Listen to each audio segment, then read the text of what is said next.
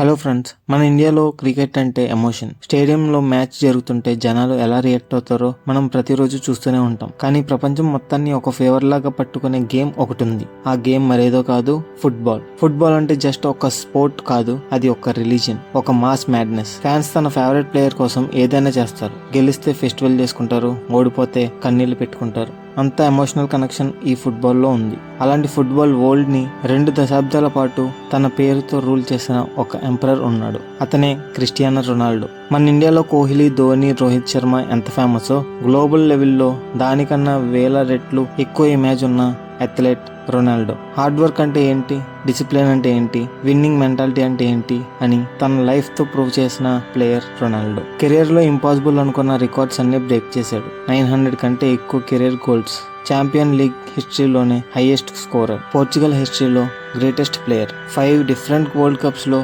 Goal చేసిన ఏకైక footballer, international ఫుట్బాల్లో హైయెస్ట్ గోల్ స్కోరర్. ఇలా చెప్పుకుంటూ వెళ్తే రికార్డ్స్ అయిపోవు. కానీ ఇన్ని అచీవ్మెంట్స్ ఉన్న రొనాల్డో క్యాబినెట్ లో ఇంకా ఒక ఎంటీ ప్లేస్ ఉంది. అదే ఫీఫా వరల్డ్ కప్ ట్రోఫీ. నార్మల్గా 41 ఇయర్స్ ఏజ్ వచ్చాక ప్లేయర్స్ రిటైర్మెంట్ గురించి ఆలోచిస్తారు. బాడీ సపోర్ట్ చేయదు, స్పీడ్ తగ్గిపోతుంది, ప్రెషర్ హ్యాండిల్ చేయడం కష్టం అవుతుంది. కానీ రొనాల్డో అనే మిషన్కి ఆ రూల్స్ అప్లై అవ్వట్లేదు. ఈ ఏజ్లో కూడా ఇంకా గోల్స్ చేస్తున్నాడు, ఇంకా డిఫెండర్ని ఫియర్లో పెడుతున్నాడు, ఇంకా క్రిటిసైజ్కి ఆన్సర్స్ ఇస్తున్నాడు. అందుకే ఇప్పుడు 2026 ఫీఫా వరల్డ్ కప్ రొనాల్డో లైఫ్లో ఫైనల్ బ్యాటిల్ లా మారింది. సోషల్ మీడియాలో ప్రతిరోజు ఒకటే మాట, రొనాల్డో ఓల్డ్ అయిపోయాడు, అతని చాప్టర్ క్లోజ్, రిటైర్ అవ్వాలి.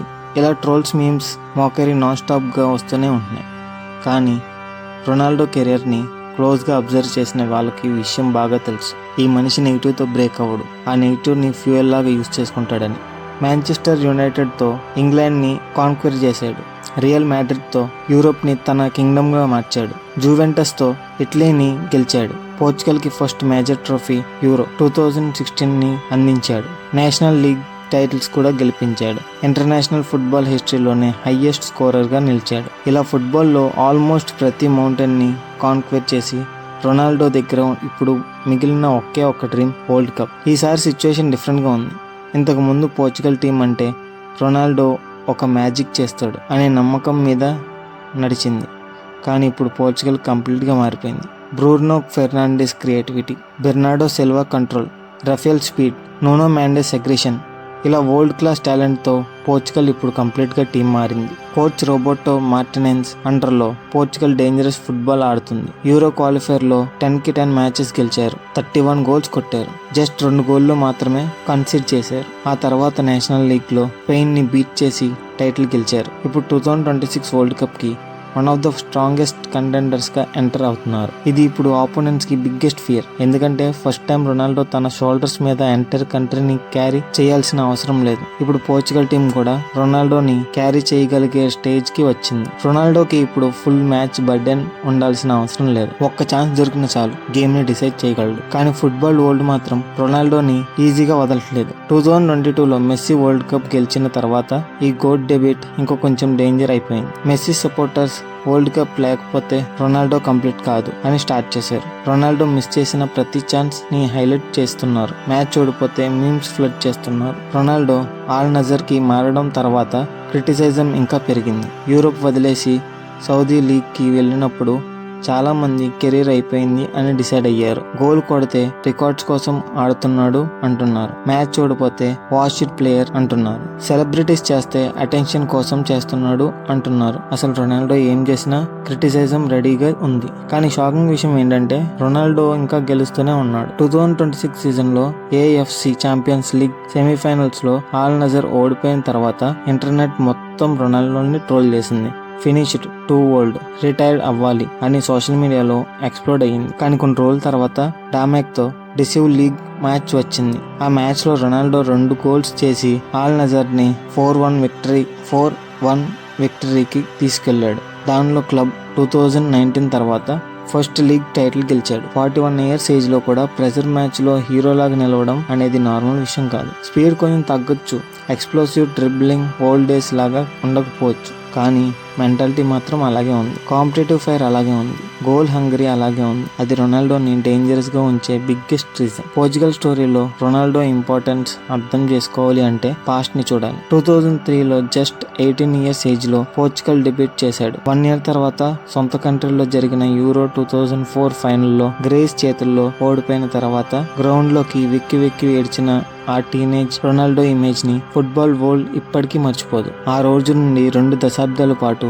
పోర్చుగల్ హోప్స్ మాత్రం తన షోల్డర్స్ మీద క్యారీ చేశాడు. 2006 వరల్డ్ కప్ సెమీఫైనల్స్ కి టీమ్ ని తీసుకెళ్లాడు. 2013 వరల్డ్ కప్ ప్లే ఆఫ్ కి స్వీడన్ పై హ్యాట్రిక్ చేసి సింగిల్ హ్యాండెడ్ గా పోర్చుగల్ ని వరల్డ్ కప్ కి ఫైనల్ తెచ్చాడు. చాలా years Portugal strategy simple, Ronaldo ఏదో ఒక మ్యాజిక్ చేస్తాడని. కానీ ఇప్పుడు పోర్చుగల్ కంప్లీట్ గా డిఫరెంట్. బెంచ్ స్ట్రెంత్ ఉంది, టాక్టికల్ ఫ్లెక్సిబిలిటీ ఉంది, మిడ్ ఫీల్డ్ కంట్రోల్ ఉంది, అటాక్ డెప్త్ ఉంది. రొనాల్డో లేకపోయినా కంప్లీట్ చేయగలిగే స్క్వాడ్ ఇప్పుడు వాళ్ళకి ఉంది. కానీ ఆ స్క్వాడ్ లో రొనాల్డో ప్లేస్ మాత్రం స్టాటిక్స్ తో వచ్చింది కాదు. 2 దశాబ్దాల ప్రెజర్, సాక్రిఫైసెస్, లీడర్షిప్ తో బిల్డ్ అయింది. 2026 వరల్డ్ కప్ కి రొనాల్డో 226 ఇంటర్నేషనల్ క్యాప్, 143 గోల్స్ తో ఎంటర్ అవుతున్నాడు. మెన్స్ ఫుట్బాల్ హిస్టరీలోనే హైయెస్ట్ నెంబర్ ఇది. 5 డిఫరెంట్ వరల్డ్ కప్స్ లో గోల్ చేసిన ఏకైక ప్లేయర్ కూడా అతనే. కాబట్టి జనాలు 41 ఇయర్స్ అనే నెంబర్ తో రొనాల్డోని జడ్జ్ చేస్తున్నారు అంటే వాళ్ళు రొనాల్డో క్రియేట్ చేసిన హిస్టరీని ఇగ్నోర్ చేస్తున్నారని అర్థం. రొనాల్డో అంటే ఒక జస్ట్ ఓల్డ్ సూపర్ స్టార్ కాదు, పోర్చుగల్ మోడర్న్ ఫుట్బాల్